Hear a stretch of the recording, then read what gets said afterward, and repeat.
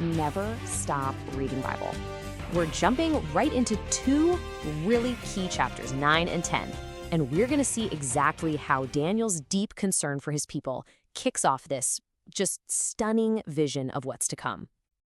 Okay, so our story starts, well, not in some fancy palace. We're with an elderly statesman, an exile. Daniel is probably in his 80s by now, and he's just studying the scriptures. And that's when he has this realization that just shakes him to his core. So what's he reading? It's the prophet Jeremiah, and it clicks. The prophesied 70 years of captivity in Babylon, they're almost over. Now for him, this isn't just some old history lesson, right? This is personal. It's urgent. It's like, okay, the sentence is served, but now what? What's going to happen to my people? And faced with this huge, massive uncertainty, Daniel's reaction is, well, it's really telling. He doesn't start making demands. He's not throwing a party just yet. Nope. Instead, he turns to God in this incredibly profound and humble prayer.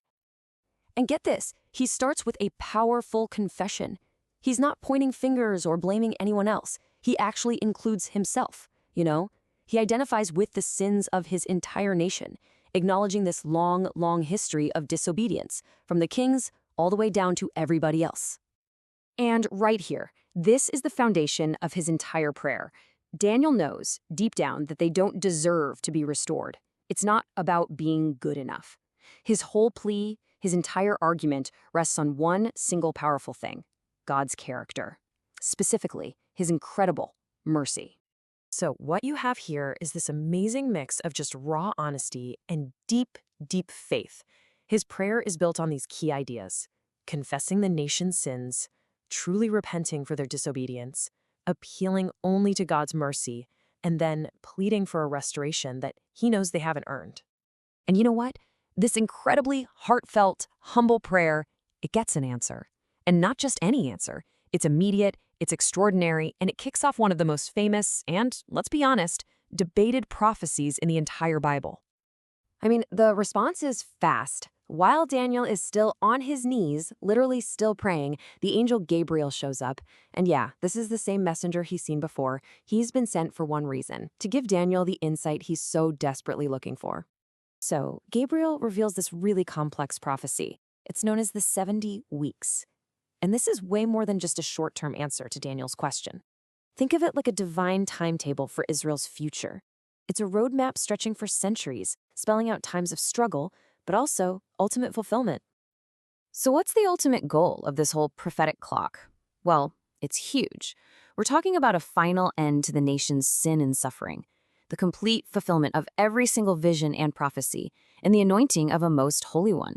I mean, talk about an answer that goes way beyond what Daniel was even asking for. All right, let's jump over to chapter 10, because the story keeps building. Daniel gets another vision, but this one is so powerful, so overwhelming, that it just physically drains him. He sees this glorious, absolutely majestic heavenly being, a figure just clothed in pure linen, which is a clear sign of holiness. And around his waist, there is a belt made of the finest, purest gold you can imagine. A symbol of divine royalty and power. But then the vision just gets more intense. His body is shining like a precious jewel, and his face is as bright and as terrifying as a flash of lightning. And when this being speaks, his voice isn't just one sound. It's like a powerful roar, like the sound of a massive crowd. I mean, the sheer glory of it all just leaves Daniel completely wiped out with absolutely no strength left. So after Daniel gets some of his strength back, this powerful messenger basically pulls back the curtain on reality itself. He starts to reveal what's really going on in the unseen spiritual world and how it directly affects the future of empires here on Earth.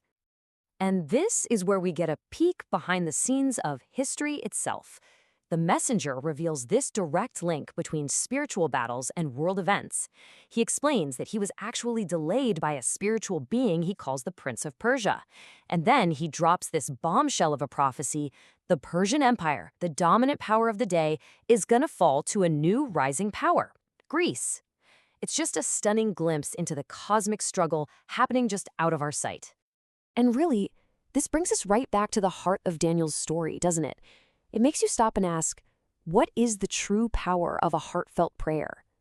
It seems like it's so much more than just personal comfort.